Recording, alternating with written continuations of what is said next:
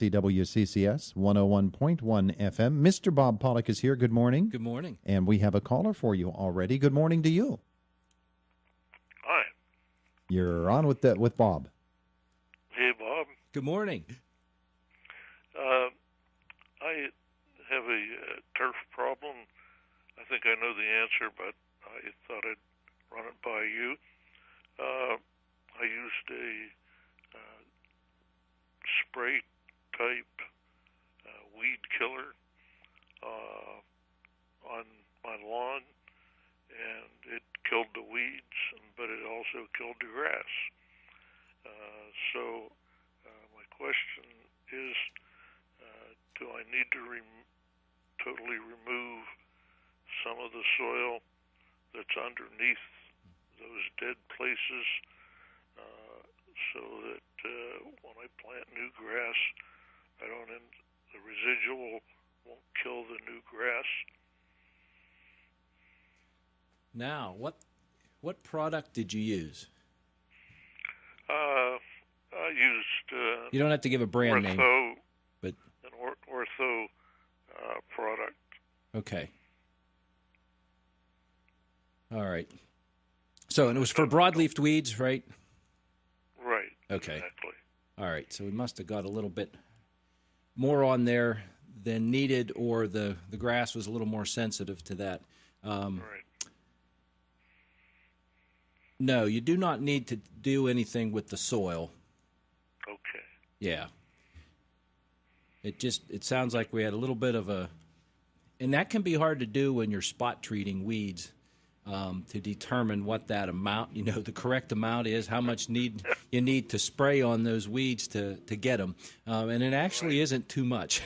Obviously, I use too much.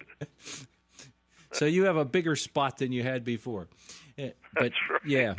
But yeah, just remember. Of course, we're getting pretty late in the season here to reseed at this point. But depending on how the weather goes here, you might get something to come up. It won't be very strong, but it's some of the annual ryegrass and perennial ryegrass in the seed mixes might still germinate yet this year. But yeah, just stir up the soil a little bit. Level things around and reseed. Okay, thanks a lot. All right, thank you. There you go. Yep, that can happen. Yeah. So should he work the soil up and plant grass? Yeah. Okay. That's all I need. We still have a chance, although we're getting. And that happens this time of year. You get into construction projects, and that does happen a lot with like roadside construction and things like that, where they work up to the last point that they can work, and then, oh yes, we have to seed this down yet, and it's November or the middle of November, and a lot of times it's not that won't work, because in many cases the seed will lay there if we don't have warm enough temperatures of the soil and the air for the seed to germinate in the fall, then it'll overwinter there. And as long as everything stays in place, those seeds, the majority of them will survive, that they'll come up and germinate in the spring. Okay. So you'll see that happen a fair amount, where you'll do a late fall season seeding, and then nothing happens, but you do get germination in the spring. And usually we lose some of that. It doesn't come in as nice as it would have if we'd have done it at appropriate, earlier in the fall. But that's the way things work. But at least if you get some stand out of that, if you have the appropriate weather, that you can get the soil worked and get things planted in the fall, even though it's late. Sometimes you're ahead to go ahead and do that and try it versus waiting till spring, because sometimes in spring it's wet. You can always reseed then. Yeah, and you can add to it just to fill it back in. Let's get to our next caller. Good morning. Morning. How you guys doing? Good. How are you? I'm good. I got a follow-up question to that. I had the same thing happen to me, and I'm in the process of planting. But I was trying to buy seed, and at this time of the year, it's even hard to get seed. And the only thing I could get was like a 50-pound bag. And I didn't need quite that much. And I wondered, how do you store that over the winter? Does it have to be, I know it has to be in a dry area, but do you have to take it inside where it's warm, or will seed keep in the cold? Yeah, it'll keep in the cold.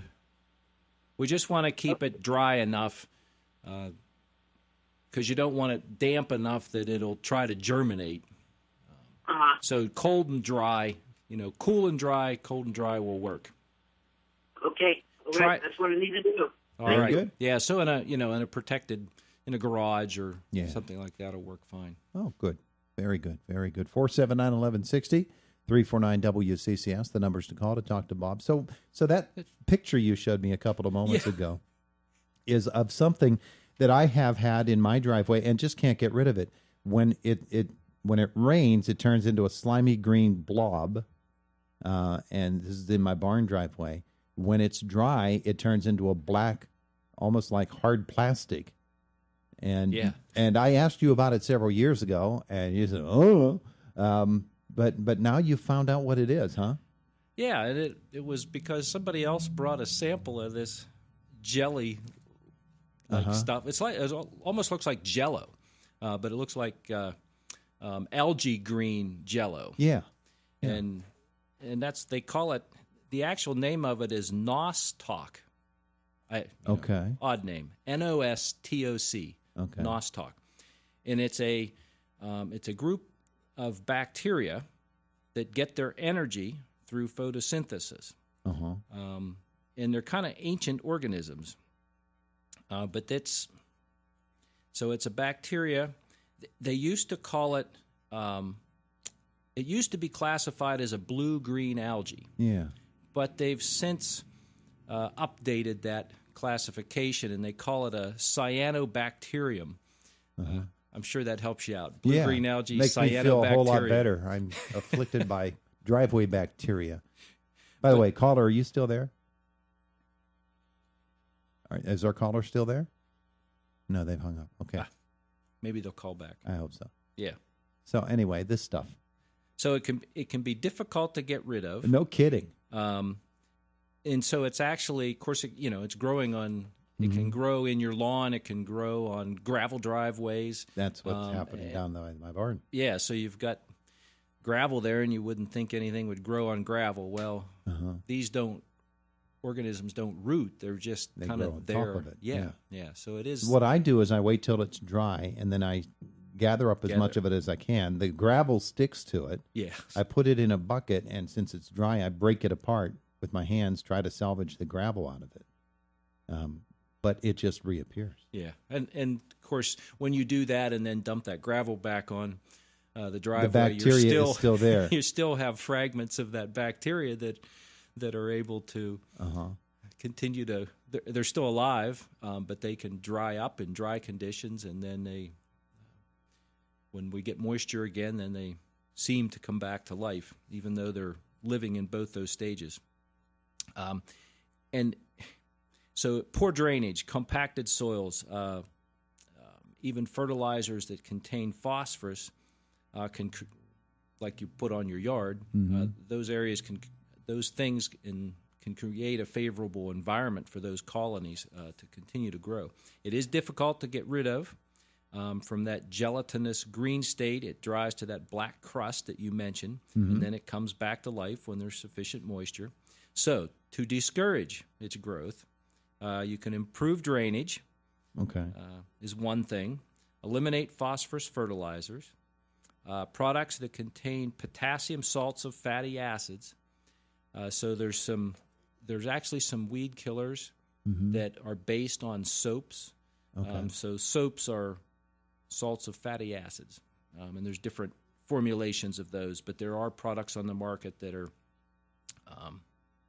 have that active ingredient, and that can actually be used in the lawn. And so there's a couple products.